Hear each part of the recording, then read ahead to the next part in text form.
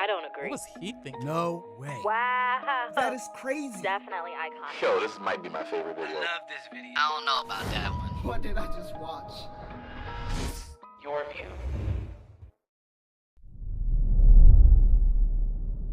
Audio recording? Nervous. I just feel like when I started rapping, everyone was a battle rapper. To me, rap has gotten so soft now. Like, it's like everybody's so sensitive and everybody looks for every little line. Oh, you talking about me? You know, it's like. But it's aren't like, you my the nigga, same it's way? rap. It's rap. This is not opera. This is rap. I listen to records that I put out 5 years ago, 3 years ago, 2 years ago. And if I was to put it out right now, you would think I'm talking about somebody right now. People use that word competition loosely. Okay. I will say this. People use the word competition loosely. And sometimes I don't know what people mean when they say that. And also I think it's insulting to say I didn't have competition all these years ago, because there's always been great female rappers in the industry. And it's not right to say. Not breaking records, sis. Not selling the amount of albums that you were selling. Like, come on. At the time when you were coming up, like 2009, 2010, really up until 2017, you never really had real competition. Remy was locked up. Kim wasn't rapping. Foxy was deaf in one ear and wasn't rapping. So who's your competition, sis? That having a big push from a label does not make you great. You know, every 2 years, I get told about some new female rapper that, yeah, it's literally, we really have the tweets, like every 2 years, right? So to me, it's silly now to compare me to women, because there's no woman that can come in right now that, not even out-rap me, that realistically can put up the stats that I've generated. Okay, but wait. Didn't she say there's no such thing as competition? She doesn't. Okay.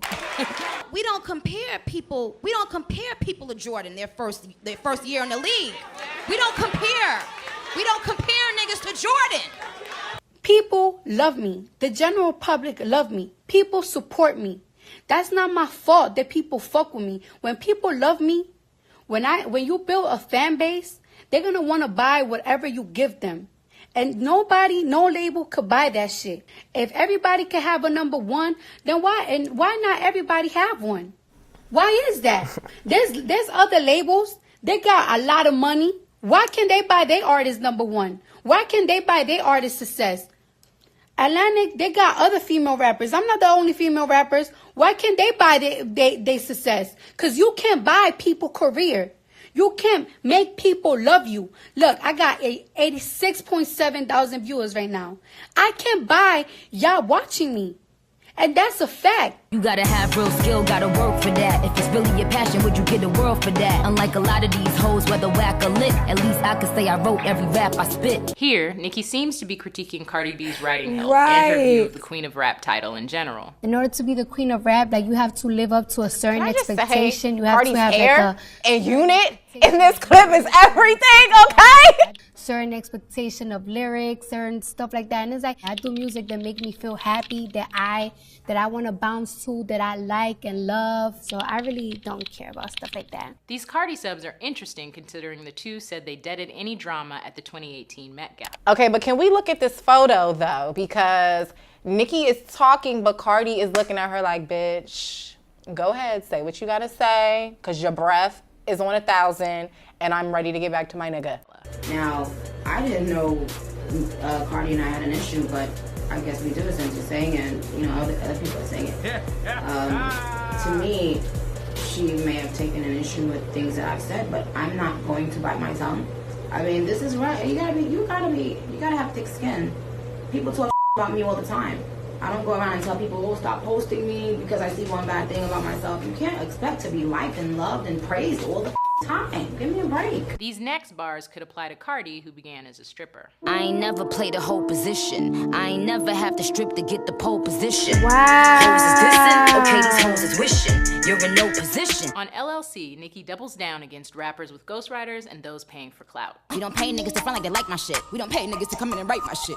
I was on Twitter building my fan base, booking shows myself, okay? I didn't have all of that shit. I couldn't pay a bunch of people to say they liked me and do all this shit.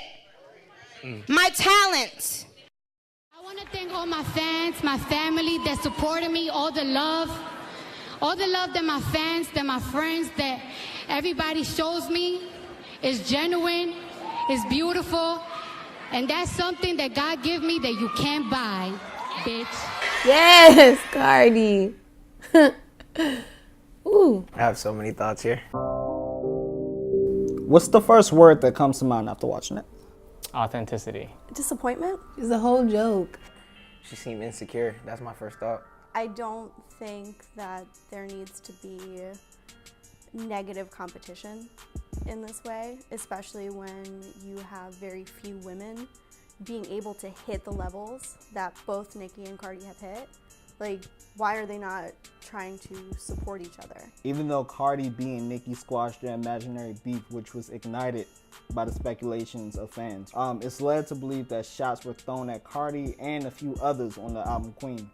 In your opinion, why are female rappers put against each other? Dating back to from the beginning, it's always been competitive, and I think what happens with female rap is that every so often, every couple of years, it's always it feels like it's always a pair of people who are competing for the top spot. Nicki had a good run and no one was really giving her any type of comp, and I think as soon as Cardi came up, that I think naturally it became, okay, we have a competitor now. And I think that Nicki started to sense that, and I think she, like a shark in the water, she smelled blood and she didn't know how to react, basically. Hip hop already is extremely competitive, and women outside of hip hop or anything it's crazy that we're kind of brainwashed into thinking that we have to compete with other women. So I think it's just a combination of the two. It's the competitive spirit of hip hop, but it's also what we've been brainwashed into thinking that we have to do, that we always have to one up ourselves, against other women, and it sucks. In rap and hip hop, you're seeing more men succeed, so I think that's what it is. Because if you pit them against each other, then they're not going after the boys. What are your thoughts on some of the statements within this video? Like, I see Nicki get a lot of crap on Twitter, but also her fans be wilding. They will actually come to your house and fight you on some real stuff. I don't know. I just think she needs to cut it. Instead of focusing on so much stuff, she should have took this time to really focus on her album. But she just want to throw shots at everybody. I don't want to seem like I'm ragging on Nicki too much, but I just feel like right now she's misguided. That's from her press run from when she dropped Queen. It just feels like instead of talking about how, excited she is about her album and just how she feels about the state of where she is in the rap game, she's basically talking about what's wrong with everything. And it feels like she feels the pressure to say that type of stuff. You wouldn't just be saying that stuff unsolicited. It feels like in the back of her mind, she's thinking about a direct person and or thing that's making her want to clarify these, talking points. Very specific talking points if you notice it. Some people have said that it's hard to enjoy Nicki's latest album, Queens, due to the negative energy surrounding it, such as rants and Twitters and interviews, and plus the aggressive fans.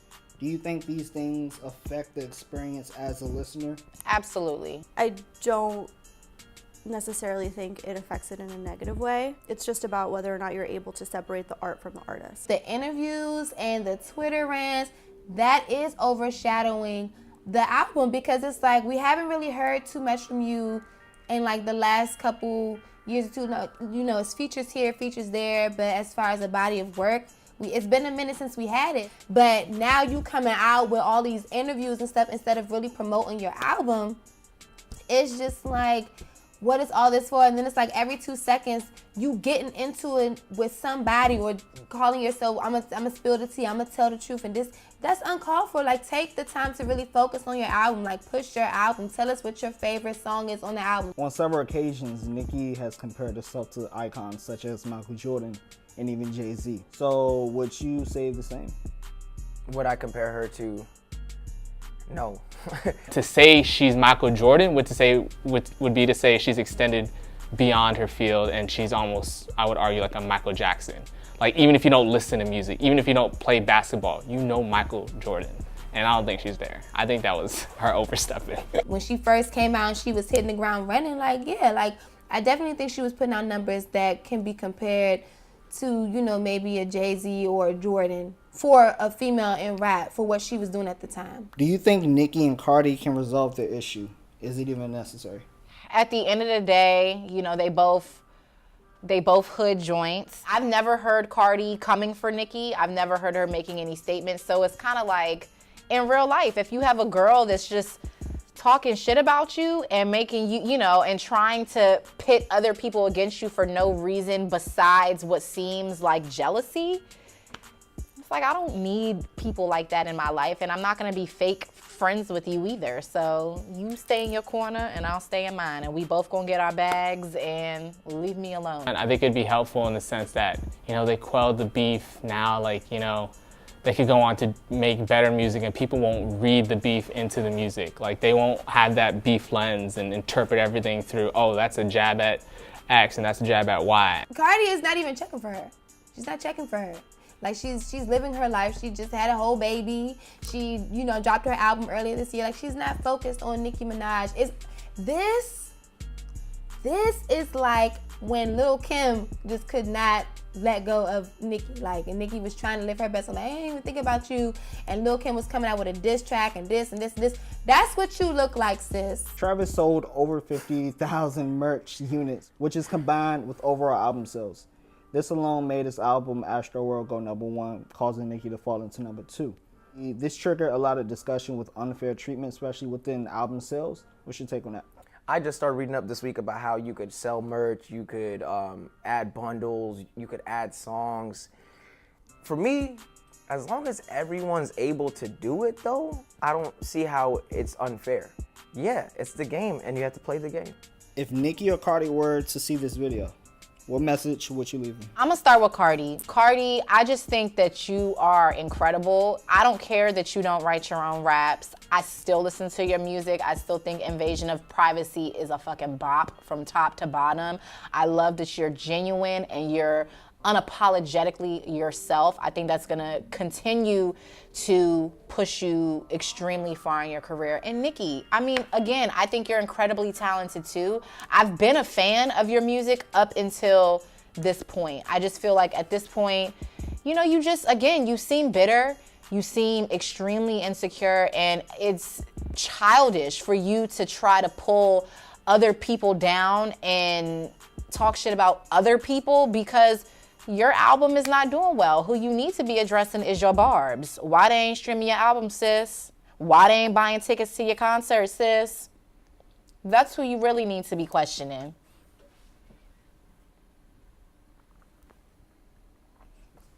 Just saying.